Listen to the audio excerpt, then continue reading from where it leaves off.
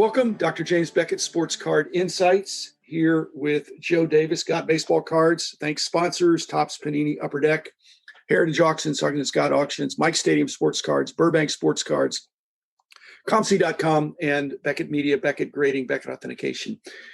I love suggesting topics that I think look at card collecting from a different lens. I'm back with Joe Davis. We did our Ethical Dealers episode about a year ago, similar situation. We're going to go down that tack and get into a little bit different narrative that I think will be helpful in how you could view the hobby through a different kind of lens. Welcome, Joe. I really enjoy listening to your podcast with Chuck. So we have a lot of fun on there. Lots happened in the last year. Yes. But you've certainly prospered, and I'd like to think that's because you're an ethical dealer. Yeah, we've been very blessed over the last year, and it's been an amazing ride for the last year for sure. The Thursday before Good Friday, which actually for Christians, that's the Last Supper. So again, this is not an explicitly Christian podcast, even though I'm a Christian, you're a Christian, but that's a personal decision that people make. But the Last Supper, I actually had a Last Supper almost exactly 24 and a half years ago. I had a near fatal heart attack that I was miraculously revived. And I can tell you, I remember exactly what I had for dinner the night before my Last Supper. I remember where I was, what I had, who I was with. And in fact, the sad part of the story is being a proud man. I don't know if it's arrogance or pride, but the first symptoms of my heart attack, the chest pain, the chest pressure, the numbness, the shortness of breath, I was stupid enough to think that was indigestion from a big meal the night before for what literally could have been my Last Supper. Wow. So, that's not a sports card insight, but that's a life insight. Yes, so yes. If you've got indigestion in your chest and not in your stomach, go to the hospital. And I didn't go soon enough, but I went soon enough that I, again, miraculously revived. And talk about a blessing. Okay. Absolutely. But today is Good Friday. That's interesting because there's many religions out there and many worldviews now, if you really count those as the way people look at life and things, that Christianity is the only one that has Good Friday, which is something that started out seeming like it was bad, and then it turned out to be good. And I just want to be on record. All religions are not equal. All worldviews are not equal. They make conflicting claims. They can't all be true, but something's true. And I think as human beings, we're out to try to figure out what is truth. And it's not a popularity contest. It's not if there's more of a certain people that believe a certain thing, you ought to investigate for yourself. Yes. You might be betting your life. Okay, here's my ethical dealer situation for you.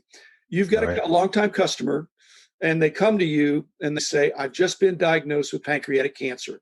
And I've had friends, this has happened to me, but generally it's 18 months to live. So somebody's got pancreatic cancer, it's serious enough, they've got 18 months to live, and they want you to help them take care of their sports card affairs, their collection. First of all, I think you'd want to ask them some questions. And the first question might be what their spiritual situation is, because that's part of how they're going to want to leave a legacy. Yes. And so you would probably ask them not just what are you or what do you believe, you delve into it a little bit. But regardless of what they said, you would want to help them, I believe, to the best of your ability. Yes. And to really shoot straight with them, because regardless of whether they say they're Jewish or they say they're Christian or they say they're agnostic, you might delve into what that means for them. But ultimately, you're going to help them. So any amplification of that, has that happened to you? Because it's happened to me. I haven't had that specific situation happen, Jim, but for me, what I would share with them in that situation is certainly, yes, we would help them if they've got a collection they're trying to move. But the far more important thing is, I always say it's much easier to enjoy this life when you know where you're headed in the next one. So I would first of all just share my own testimony with them, which is telling them what I believe to be true based upon my entire life. I tell people Christianity is really more of a relationship than it is a religion, because there are a lot of religions where we as people try to reach up to God through man-made ways, whereas Christianity is a relationship because it was God reaching down to us through sending Jesus to earth for us. I would share with the person my own faith, that I believe Jesus came to this earth for us and that I'm a sinner and he had to die for me.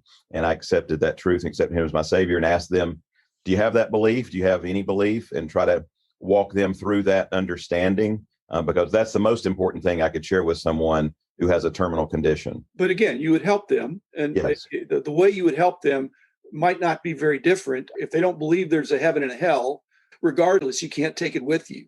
Correct. When it comes to their cards, you're correct. Yes.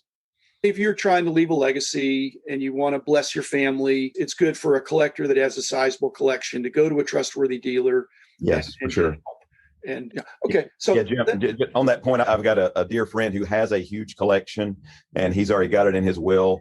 Contact Joe Davis if I pass before him, because I need help. He actually has a huge card and comic collection. And so we've had that talk. I've had that talk with his wife about if that situation ever comes up, and all of my customers know I have bought collections from many spouses, former customers, and tried to help them with that process over the years. Okay, what you just shared with the listeners could be called evangelism. Okay, and I think that we need more evangelism of the good news of sports card collecting as well. Yes, we do. But I want to make the distinction, because I don't think what you were doing was in any way proselytizing. It doesn't sound like there's any pressure there. Evangelism is intended to be a free gift and an explanation of good news. And it could be rejected. We acknowledge that. But can you imagine in the sports collecting arena a situation where you're sharing the good news of collecting with somebody that's a new collector? You wouldn't proselytize. You wouldn't say, oh, I'm really going to put pressure on this person to become an avid collector or a big customer of my store. My guess is when you have people coming in, you're going to encourage them. You're going to share your experience in the hobby.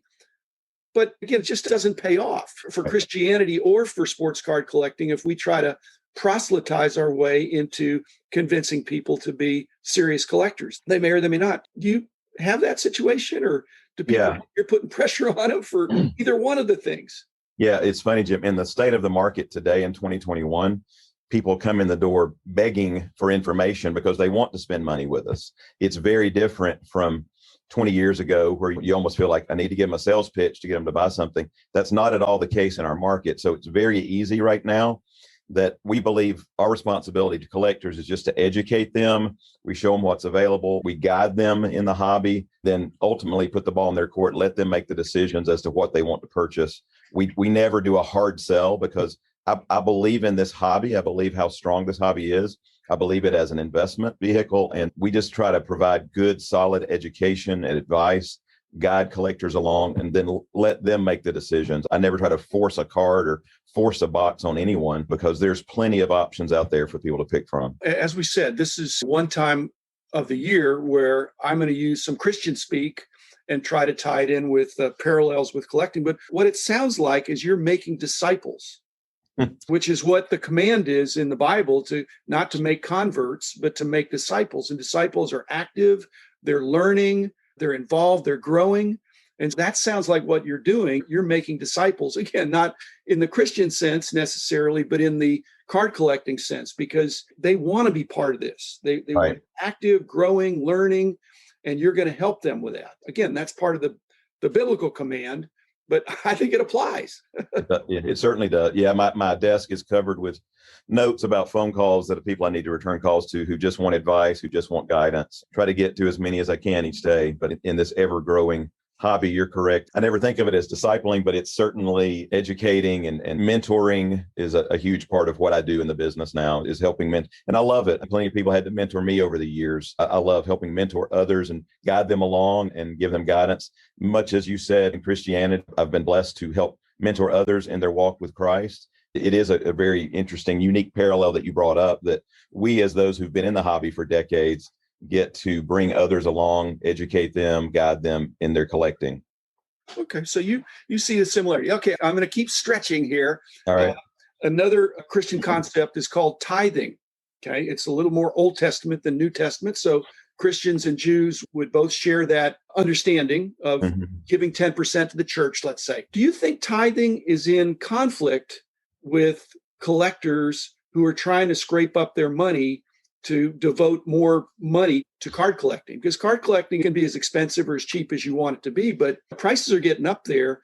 Do you think there's tension and pressure, whether they're Christians or not? Not all Christians tithe, frankly. But do you think that's pressure to decide how you're going to spend your extra money? You have Oxygen Financial as your sponsor of your show.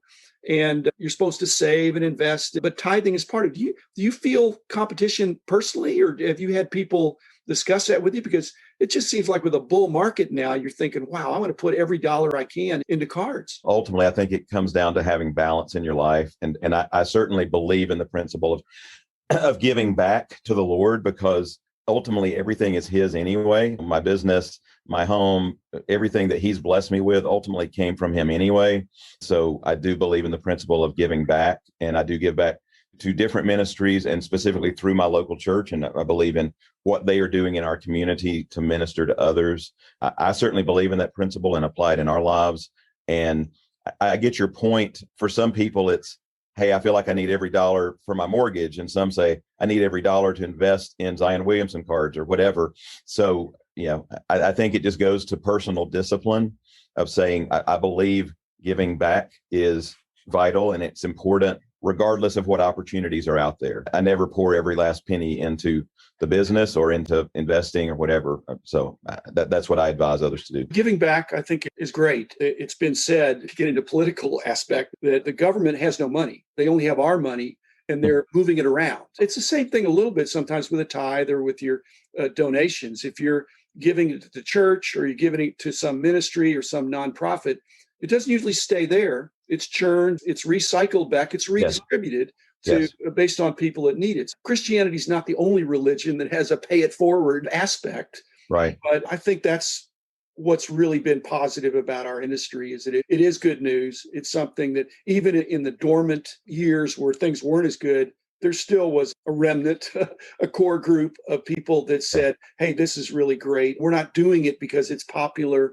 We're doing it because we enjoy it, because it's the right thing for us. So, oh yeah, right now, of course, it's a great ride we're all on. But I've had those years, those very lean years, where it's like, I'm sticking to this because I still really enjoy it, even though it's not putting much food on the table. I really enjoy what I'm doing. And ultimately, I believed in the hobby and believed in what we were doing in our business, and that we were doing the right things to help our customers, and that ultimately that would pay off. And we've been blessed to see that the last few years in the industry for sure. So basically, again, to tie it back to ethical dealers, it really need to be the same regardless of whether these are years of plenty or lean years. It sounds like you've done that. You've stayed the course. And so you've reaped the business. It sounds like 2020, was that your best year ever? Yes, it was, which is amazing considering the fact that our retail doors were closed from March forward. Yet instead of having to lay people off, we had to hire more people last year. And we've hired more people since 2021 started. We have a 10,000 foot building that's now maxed out in space, both for people and for product. It's ridiculous that we've been in the space 2.5 years when we bought the building, and now we're already like, how can we fit everything in? We've got to sell off some excess inventory. I think blessings can come from doing the right thing. Absolutely. and doing golden rule type things, which is basically almost every religion. What religion is against the golden rule? Right. What religion is in favor of greed? I'm not sure that's appreciated with any religion. But as Joe is saying, it's not just the label that you have. It's how you live your life, not just what you believe, but how it plays out. Again, with cameras all over the place, your sin will find you out now. So do the right thing the first time. Yes. You won't be on the front page of the wrong section. I always want to just be on the front page of the sports page. Yeah. Let's just leave it there. Yeah. But thanks, Joe Davis. Certainly an ethical dealer. And I've enjoyed visiting with you, getting to know you over the years, and hope 2021 is even better. So thanks so much, Jim. Really appreciate you having me. We'll be back again tomorrow with a short episode. So thanks again, and be back soon. Bye. The man